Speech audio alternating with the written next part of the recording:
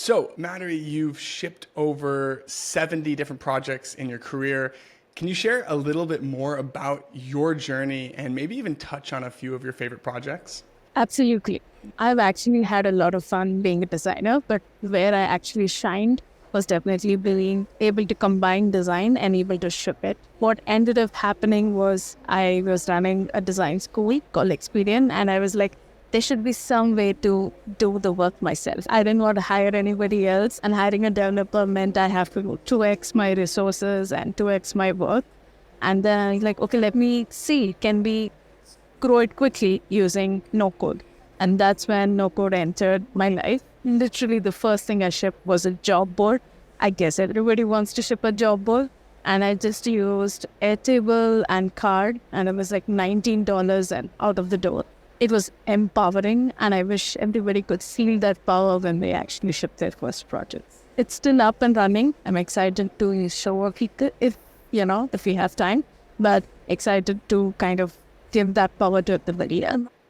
I love the word empowering because it's so true. Like the first time that I was able to successfully wire up a Zap that connected Airtable and deployed something to the Webflow CMS, I felt like a superhuman. And it was like, it took some Googling, but it was totally attainable. I didn't have to write any code, and I felt like I was able to make real magic happen. In many senses, that simple zap actually just breaks our idea of not using code at all, because we kind of scared somewhere as designers that, oh, I have to touch code, then a lot of things might break. And then my goal of actually finishing a project is slower. We go through a lot of fear, and that fear goes away once you make these tiny, tiny steps like zaps or making a simple job board. They get you out of the way and break your shell open. There's a power that's waiting to be unleashed, provided you're ready to see it.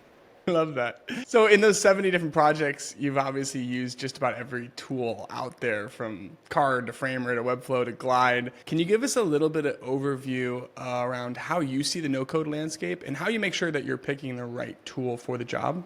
Yeah, in fact, I did make a no-code landscape. I would love to share my screen and show it. Yeah, What please. what ended up happening is I wanted people to learn this and empower themselves. And so I was like, okay, let's make a landscape. I explored around 180 plus tools. And it was kind of fun for me to just put them in the buckets. And of course, I didn't do this alone. Me and my team did this and just put it into a beautiful bucket. Warning, I did not add Framer yet into the no-code landscape. So people should kind of forgive me for that. Right? So let That's me how you know just... you're a real no-code OG when you don't even have Framer in your landscape. That No. means, you've been in this business for a while. Yes, absolutely. Just going to share my screen. Just give me a sec. I'll just open this up. There. Here we are. Let me know if you can see. Perfect. Um, Welcome to my landscape. Literally, you can see all the landscape of tools that we have set up. I have categorized religiously. These come under this works, this. I know what is even the price ranges of each tool, provided you just poke me and say, what is it? I can even do that, but I didn't want to clutter the sheet. So visually, I just represented the beautiful logos. And remember, I'm a designer, so I want people to read the icon and text, and hence you see icon and text, right? And not just logo icons. They don't make sense, right? So that's where I opened up, and you can see that if you're just addressing workflows, there are certain tools. But if you're addressing workflow plus logic, then there are certain tools like Bubble and Nano and Glide. And if you go down, you could even see forms, calendars and scheduling, feedback.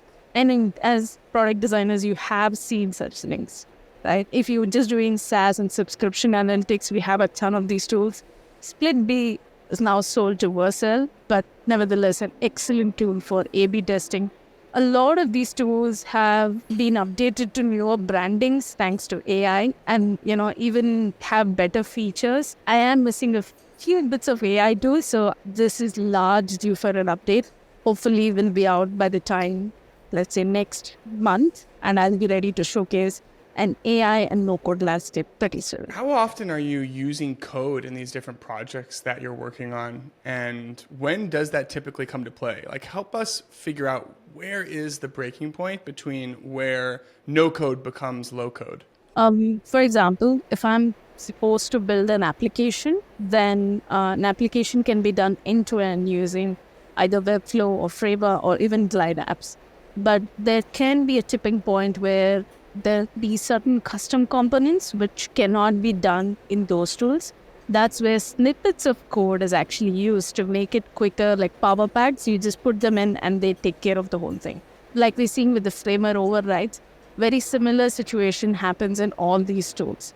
So your need for code is actually eliminated, writing it, eliminated, but visually building it, that's where we are. So we're visually building out the workflows and the code has reduced significantly. Earlier, even APIs was considered code, but now I would say APIs are also almost no code. Right? Can you give us a little example? Maybe you could even make up some kind of a web app, and let's say we're building some kind of a robust web app that's working with some data collection. Maybe you could talk us through how you would string together a few of these tools in order to create a real workflow and a product that people can use.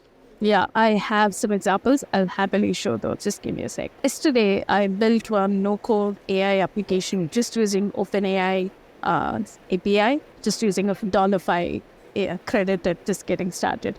And that's possible using simple Glide apps and OpenAI. So let me actually show you how I think about these concepts and with a little bit of problem statement in mind. I was working on this for a friend. So the idea that my friend had was to generate pictures by uploading a CV or some kind of text to OpenAI, and it will summarize the whole pitch and give a common cover letter, a well-designed structured cover letter.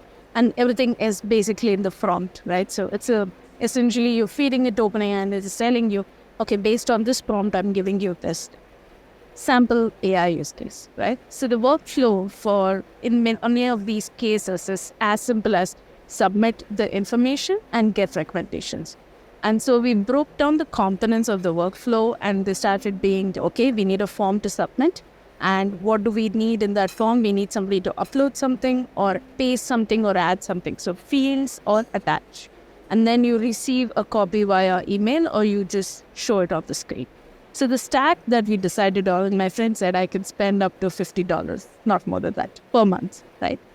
So we said, okay, here's your stack. Tally.so, which is a great form builder, which most designers love. And the OpenAI API is $5. You can just put it into Zapier and you can say, once you receive the prompt, you can process it. It's as simple as that.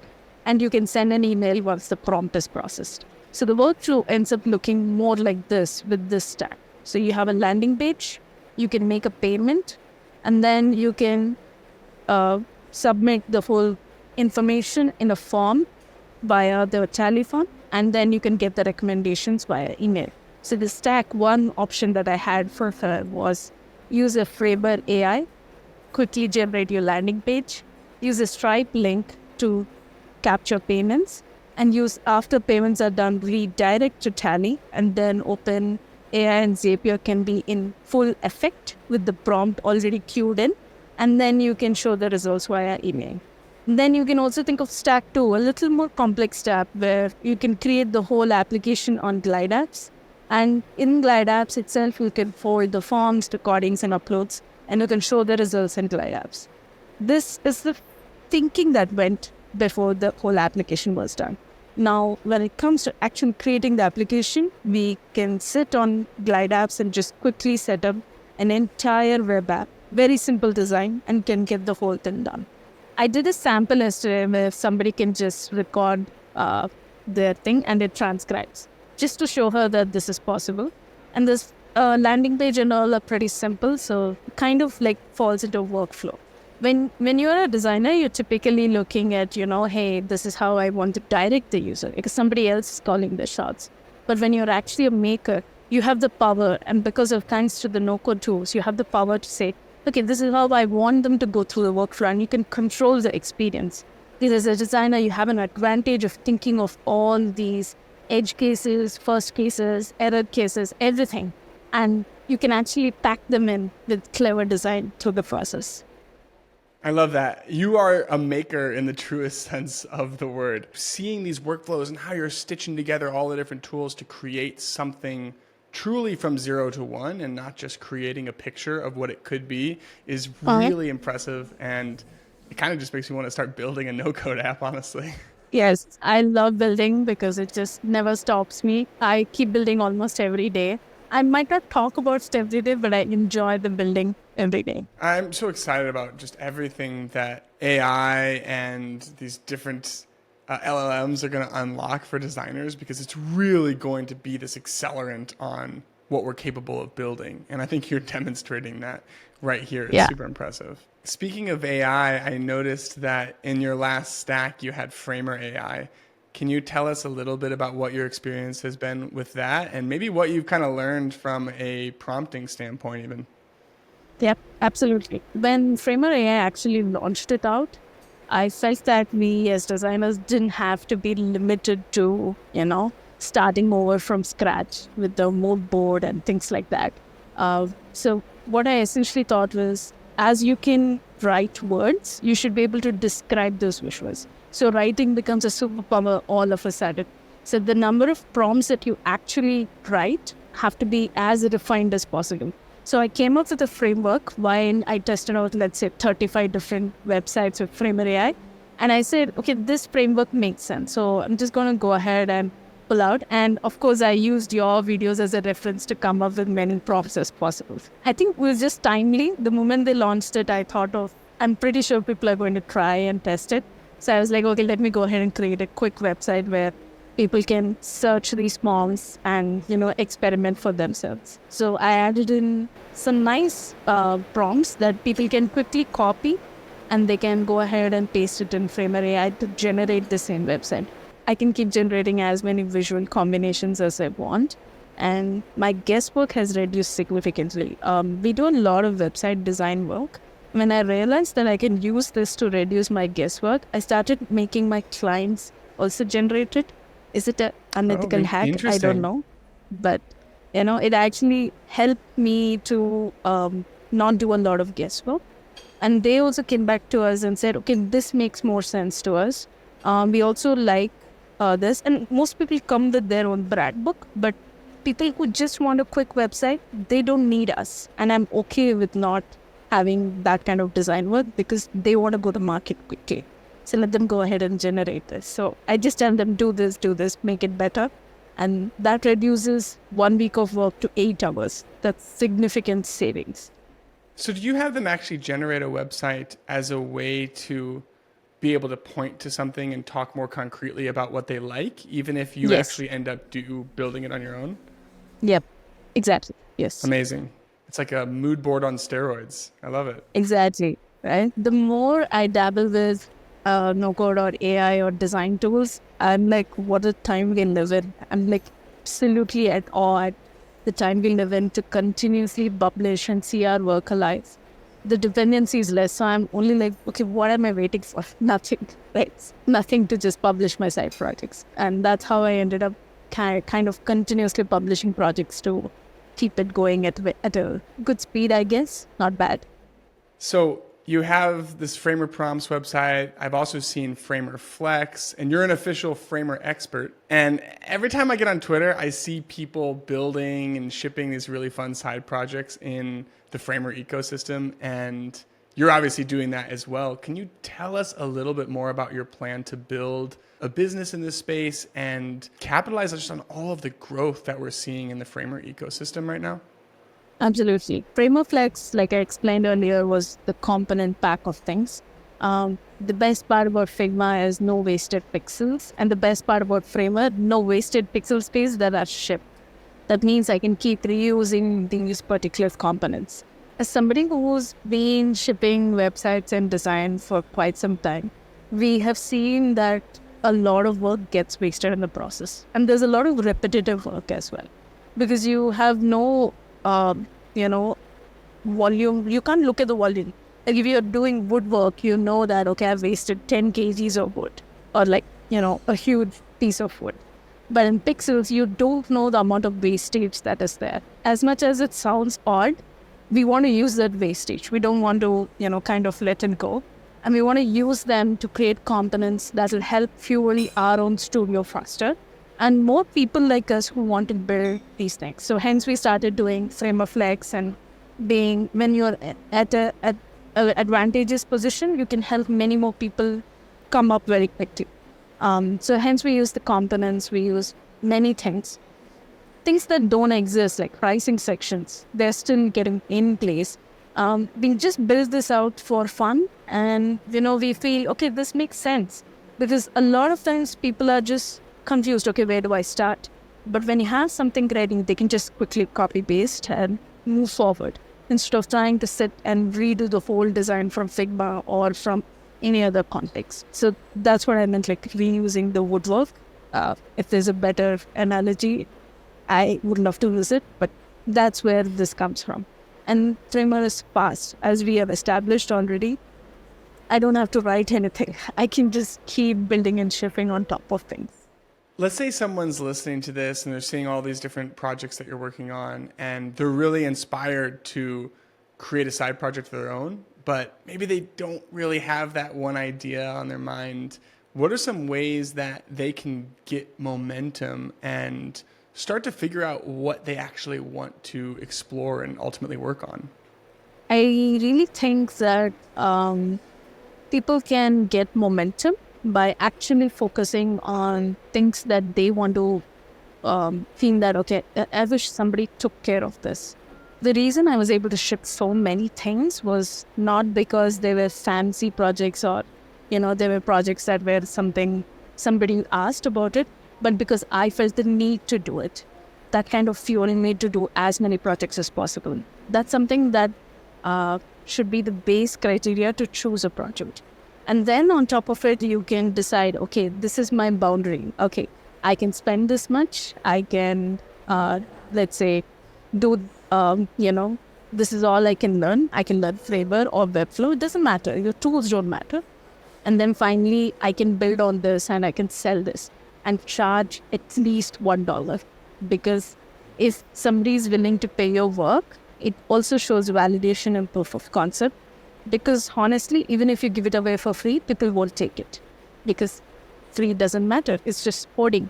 But if somebody is willing to pay, that means there is an intent to use at least. Charge at least $1. That's the best way to actually see if there are customers for it. And don't be disheartened. It's just pebbles on the road. First product, that's about it. But there are more products to build. So pick yourself up, build the second product. You will keep going on building. And if you're crazy like me, you can have a launch every day or launch every week.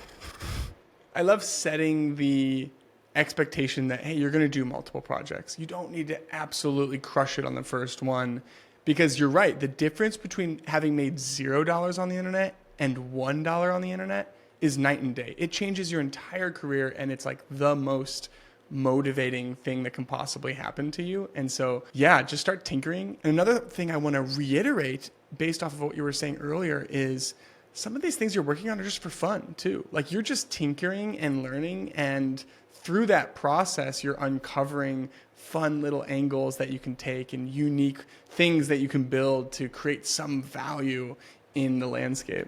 Absolutely. If I give myself too much pressure to make some money out of it, it would have taken the joy out of it. Even though your main bread and butter is dependent on it, I think it's just coming down to the curiosity of a human being. I love tinkering every single day. I do it in pixels, I do it in books, I do it in cooking, name it. It's just how your mindset is. I wish I could say, was I like this before? Or I was born this way. That's not true. You can put on this mindset, and it's just how you start inculcating this and get into that mindset of, okay, I want to see what happens if I do X. A lot of people stop themselves when they have to invest a little bit of money. I'd say don't, because you don't know what you're getting into. If you can even spend $5, do it, because even if you don't like it, you can ask for a refund, and nobody's going to say, hey, you've been, cheating the system. Don't have such ideas. Just jump into it, have fun. And if it didn't make sense, it didn't make sense. And that's okay. I'd love to transition a little bit to freelancing actually, because one of the other things you're doing is trying to grow this studio from the ground up. I'd love to hear a little bit more about what your strategy is for getting yourself out there and growing this business. Absolutely. I initially started off as an employee in an agency that was all about heavy on problem solving. I had a wonderful manager who inculcated that into me. While I've grown to a stage where I'm like, hey, this is not just a job. This is something that I will do happily in my sleep, or even if you don't pay me. There are stages of doubt where I'm like, should I even grow this into an agency where it inculcates your skills? So if you're willing to take the leap, and there are opportunities aplenty for people to get started with your skills. So establishing credibility, growing that agency, all of these aspects will come as a part and parcel. And more importantly, you start to become a salesperson. It's designers don't really enjoy it, honestly. None of us enjoy it. But keeping that distance between this is design work and this is sales work, and the thirst to do more design work will actually drive you to build an agency. That's where it actually came from.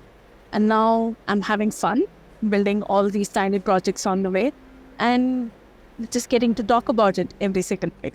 Can you go a little bit deeper on the sales part? What are some of the things that you're doing to actually find customers and identify the right projects to work on? First and foremost, the word of mouth is the best way to get customers. The second way is to actually build something that you're having fun with. And customers want to work with somebody who's fun, honestly. I wish I could say they want only credible people and only this. Those things matter, definitely matter, because you should kind of match the walk and talk that you're doing with the fun as well. So when you actually showcase that I can do X, Y, and Z, and then match it with delivery, people want to work with you. And that you can translate to this. So having a good network online, Twitter definitely helped in pushing the word out. I had a very unusual strategy of talking to one designer every day for 2 years. And what ended up happening is I started to build a design network, not just here, but also in the US. So that kind of broke the barrier that you have to be in a certain place and area to build your design network. And that gave me projects to come and get started. Of course, your managers, your current companies, who you're friends with, all of those also matter. And just being at the right place at right time and a pinch of luck, definitely. Yeah. I also want to call out the fact that I found you through Twitter. We've worked together and we built something really cool together, and it kind of all started from you DMing me. So just being okay with putting yourself out there and shooting your shot, because you definitely did and it worked, and it's the whole reason that we're having this conversation, which is kind of fun. Absolutely. Yes. You should be able to match. If I DM'd you and if I failed at the deliverable, it would be a terrible match. But matching that and trying to work, I will support Red and he will support me. We reach that point of supporting each other consistently. And that's not just kind of, I don't want to call it sales, but I want to call it relationship building. And that happens over a period of time. It doesn't happen like, okay, I DM'd the person and we got the project. It never works that way. Yeah, it makes sense. What are some of the main lessons that you've learned along the way as you've been freelancing, and how are those impacting your strategy moving forward? One of the main things that I learned was share your learnings openly. And if you have an idea that somebody is going to steal your strategies or thoughts, it actually is not true, because the way you implement them, nobody else can actually implement them. So put it out. If somebody is actually stealing them and doing it, implementing it, they cannot match your implementation levels. It can never be the same, because the way you deliver or somebody else delivers is completely different. There is the parts about collaboration, communication, risk, everything is different. So put your thoughts out. Talk about it, YouTube it, do something about it, but put it out. And when you actually put it out, most of the convincing job reduces, because as a freelancer or as somebody who runs a studio, they need to see your process in action, and that's possible when your videos or your documentation is already out there. It's pretty significant risk, but actually pays off over a period of time. So I have a couple more questions, and one of them is a bit more personal. When you kind of look at your own skill set and you're capable of wearing all these different hats and building and using all these different tools, what's the main area that you feel like you can personally improve? I personally think I can improve my focus. I can get a little bit carried away with so many shiny syndromes around me. It has been a test of patience, honestly, because there's not one day I wake up and say, I can do this. And then I'm like, chill. There's a time and place to do everything. Patience, some kind of channeling the energy has been the biggest learning, and I still need to learn how to do those things. Then the other parts are obviously, I want to learn better communication skills, better relationship building skills. And then I slowly realized, oh my God, I'm not doing design work. I'm not yet talking about the design work. There's still, the other parts that are called non-design work. From a design perspective, I'd love to improve my system design thinking skills. A lot of my project shipping skills or no-code shipping skills have become better thanks to this, but it can be 100% more better, and I can think through in better. I don't think I'm there yet because I've seen a bigger line, and I think I want to reach there in that sense, 2 areas. Well, I can't let you go without giving an opportunity to talk a little bit about the program that you're creating, because you've been talking to me a lot about this no-code strategies course and like helping designers become builders and shippers. Can you share a bit more about your plans for that, who it's for, and maybe what they can expect to get out of the program? Absolutely. Open strategies, title pending. I still want to not finalize on the title, but essentially the essence of the course is this. You bring your ideas to life without you being in the way. You kind of get yourself away. The ideas of you need to know how to code to bring something is broken, but I actually want to show you that it's possible. And in this program, I want you to ship something and feel the power. Honestly, I do want you to make that decision and actually see how you can contribute to your company, get that promotion or get a better project, increase your scope and services. That would be my best goal for you when this project comes out. If you can ship your own web app, better. Or if you can ship your own website, favor, no problem. Anything. That mindset and the thinking is what I want to translate to you in this particular course. And I think it's such a cool element that you get to do it as a part of this group of people, right? Because a lot of it just comes down to having the accountability, having people around you that you have to demonstrate progress to. I'm pretty excited, and I might be building something in Glide during that program because after seeing your demo, I'm pretty excited about it.